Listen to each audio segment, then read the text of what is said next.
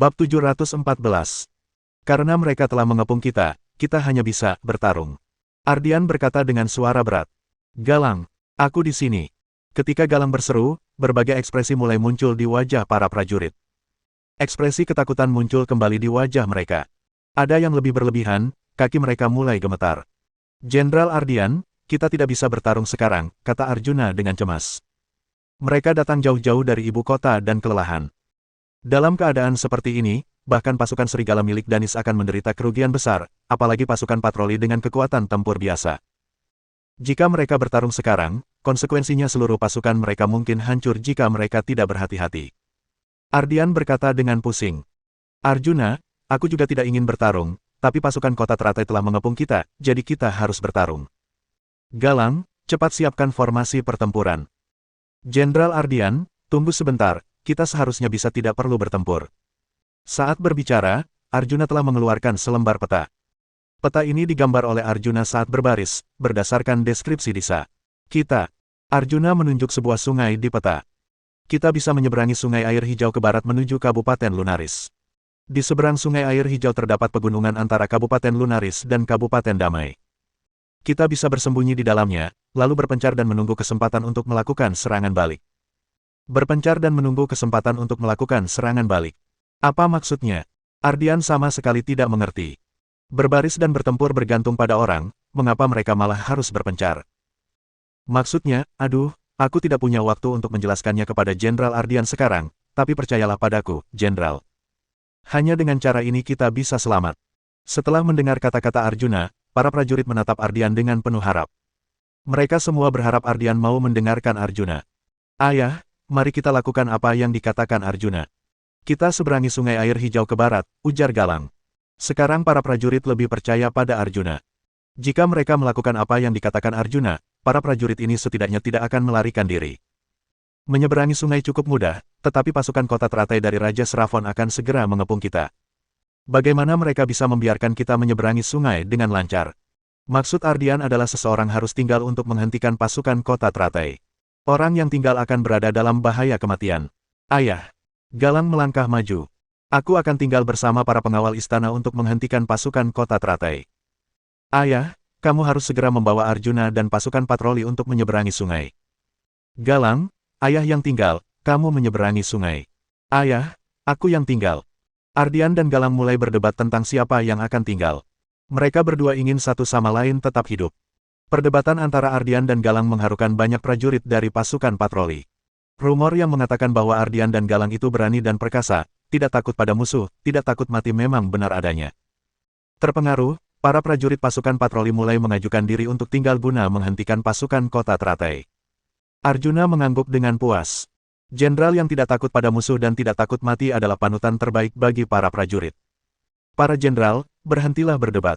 Jangan ada dari kalian yang tinggal. Cepat seberangi sungai bersama pasukan patroli.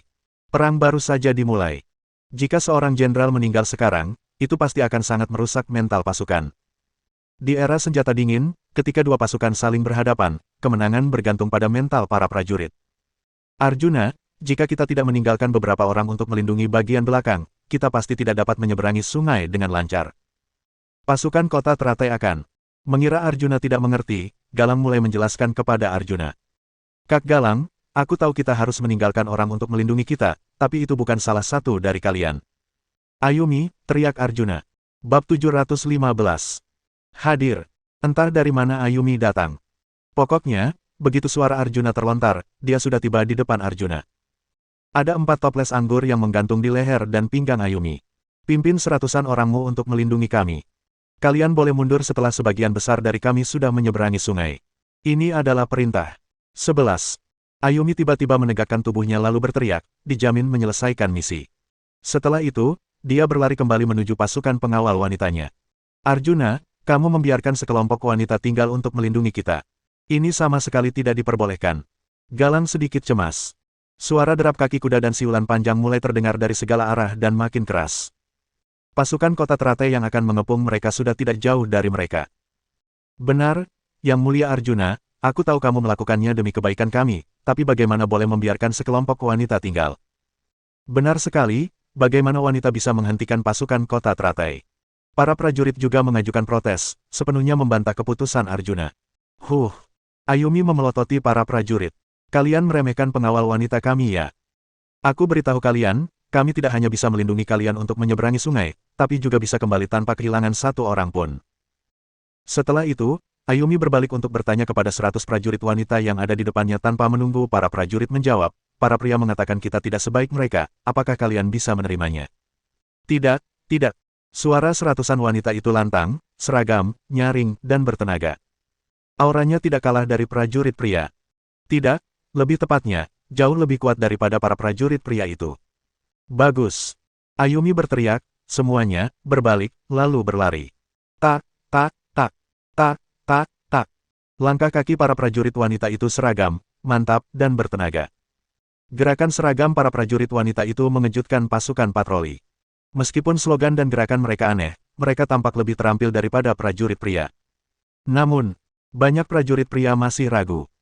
Terutama ketika mereka melihat perlengkapan pada prajurit wanita, keraguan mereka menjadi lebih kuat.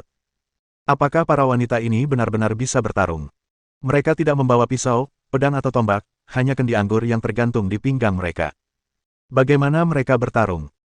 Tepat ketika para prajurit pria itu curiga, para prajurit wanita telah membentuk kelompok yang terdiri dari 3 orang, 1 berlari di depan, 2 mengikuti di belakang dengan membawa kotak kayu. Mereka bersembunyi di balik pohon atau semak-semak. Mereka tersebar. Jelas-jelas hanya seratusan pasukan, tetapi mereka menghalangi jalan sejauh ribuan meter. Jenderal Ardian, Kak Galang, jangan berdiri diam, cepat seberangi sungai bersama saudara-saudara. Arjuna mengingatkan Ardian dan Galang yang menatap para prajurit wanita. Ardian dan Galang memimpin pasukan patroli berlari menuju sungai air hijau. Arjuna, apakah kamu akan menyeberangi sungai bersama kami? Ketika mereka sampai di pinggir sungai, Galang mendapati Arjuna mengikuti mereka. Tentu saja. Jika tidak, apakah aku harus menunggu Raja Serafon memenggal kepalaku? Jawab Arjuna. Kupikir kamu akan tinggal bersama para prajurit wanita itu. Oh, jangan khawatirkan mereka, mereka bisa melarikan diri. Suara Arjuna penuh percaya diri. Bukan pura-pura, tetapi kepercayaan diri yang murni. Para prajurit yang dipimpin Arjuna tidak akan mati begitu saja. Bahkan para prajurit wanita pun sama. Ada perahu nelayan dan beberapa feri penumpang di sekitar sungai air hijau. Pemilik perahu sudah tahu bahwa pasukan kota teratai akan datang, jadi mereka meninggalkan perahu dan melarikan diri lebih awal. Saat Arjuna menaiki perahu, terdengar ledakan besar dari atas. Pasukan kota teratai sudah mengepung mereka. Para prajurit wanita keluar dari balik pepohonan dan semak-semak. Mereka menarik tali utama, kendi anggur, kemudian melemparkannya ke arah pasukan kota teratai dengan sekuat tenaga. Lempar sekali, lalu mengganti tempat.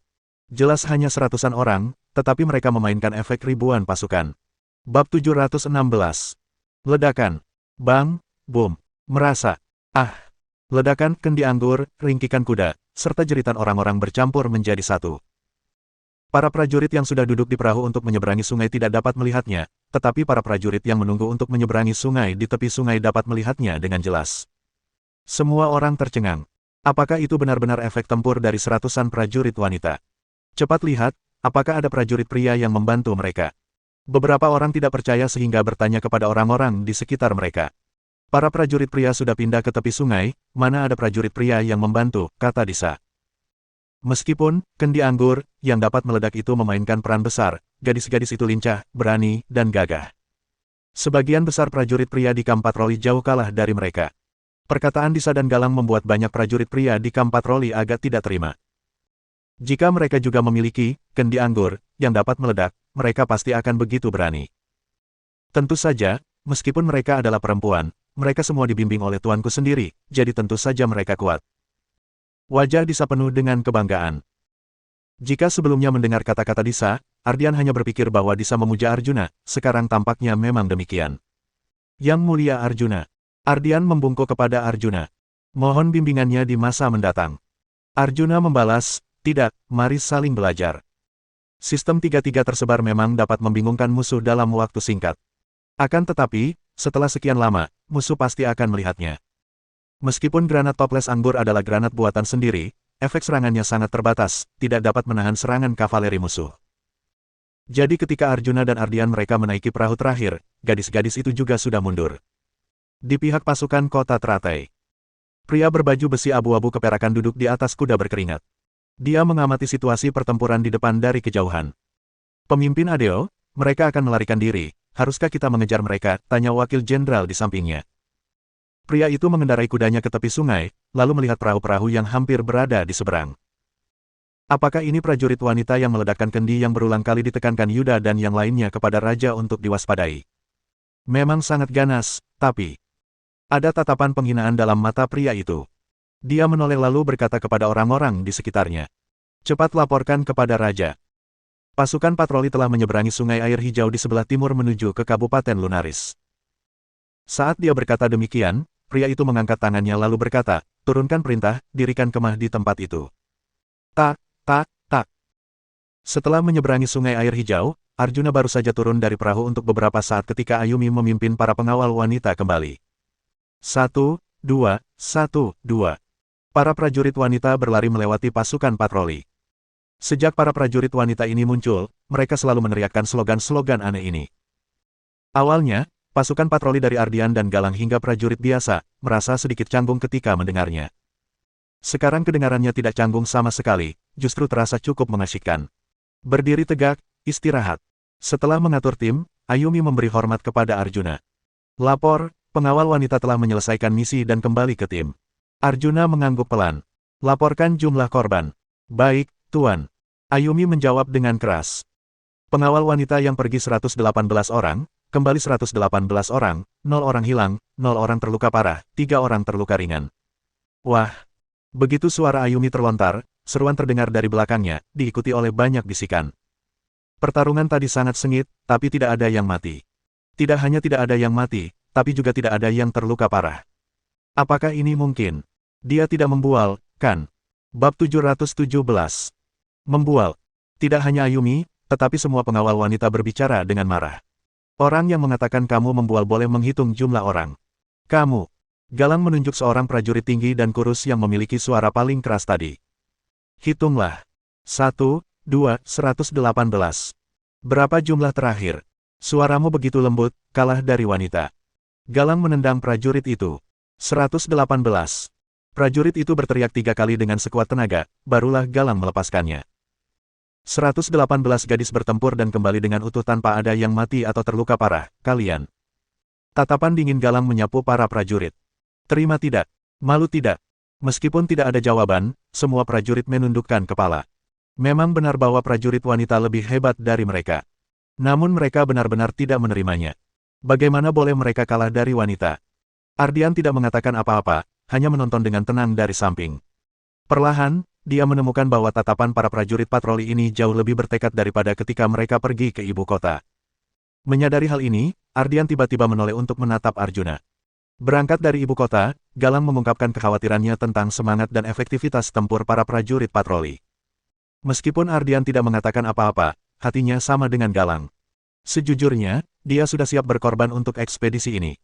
Sedangkan Arjuna, dia tenang dan mengatakan bahwa tidak ada prajurit yang buruk di dunia ini. Mereka hanya perlu lebih banyak berlatih di jalan. Saat itu, Ardian merasa bahwa Arjuna hanyalah seorang pelajar sehingga pikirannya terlalu sederhana. Butuh beberapa tahun untuk melatih keberanian, tetapi dalam beberapa hari. Sekarang tampaknya itu bukan hal yang mustahil. Memikirkan hal ini, Ardian mulai memiliki sedikit harapan di dalam hatinya. Dalam pertempuran ini, mereka mungkin tidak akan mati. Gadis-gadis itu belum tiba, jadi Arjuna mengeluarkan peta, mengerahkan tim untuk masuk ke Kabupaten Lunaris. Menurut metode yang diharapkan, Arjuna membagi pasukan menjadi beberapa bagian kecil, memasuki pegunungan dan hutan, kemudian bergerak mendekati ibu kota Kabupaten Lunaris. Pembagian menjadi bagian-bagian kecil ini sebenarnya untuk membagi tim menjadi kolom-kolom kecil, mirip dengan mode perang gerilya. Tidak lama setelah pawai, Disa berlari keluar dari kereta untuk mencari Ayumi. Ayumi, ceritakan padaku tentang pertarungan kalian melawan pasukan kota teratai tadi. Nyonya Disa. Ayumi sangat bersemangat. Dia pun menceritakan kisah pertarungan melawan pasukan kota teratai tadi. Ledakan mereka hingga melayang. Para saudari makin akurat dalam melempar. Disa semakin iri saat mendengarnya. Sebagai pengawal pribadi Arjuna, Disa tidak bisa pergi ke garis depan seperti Ayumi, hal itu membuatnya merasa gatal.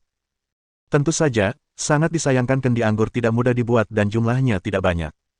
Kalau tidak, kita bisa membunuh lebih banyak orang. Wajah Ayumi penuh dengan penyesalan. Kalau kalian meledakkan mereka, bukankah pasukan kota teratai ketakutan sampai mati, seperti para bandit dulu, menangis dan berteriak memanggil ibu sambil berlarian. Pikiran bisa dipenuhi dengan penampilan para bandit yang memegang kepala sambil berlari ketika mereka bertempur di Gunung Makmora. Tidak juga. Pasukan kota teratai jauh lebih kuat dari para bandit itu, tapi... Ayumi mengangkat wajahnya dengan sedikit bangga. Mereka juga takut. Setelah kita menyeberangi sungai, mereka langsung membakar semua perahu. Mendengar hal ini, Arjuna yang sedang tidur siang di kereta, segera membuka matanya. Dia mengangkat tirai lalu bertanya kepada Ayumi.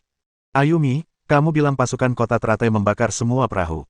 Ya, mereka membakarnya, lalu mundur ke sisi lain setelah membakarnya. Aku pikir pasukan kota teratai sangat berani, tapi mereka sebenarnya sangat pengecut. Arjuna penuh dengan kebingungan. Dia memiringkan kepalanya sambil berpikir. Petik 2. Aku tidak berpikir masalah ini sesederhana itu, ada yang bermasalah. Petik 2.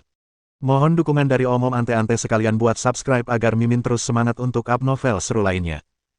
Sekiranya ada kebutuhan buat subbag, silakan inbox Mimin atau tuliskan di kolom komentar. Terima kasih.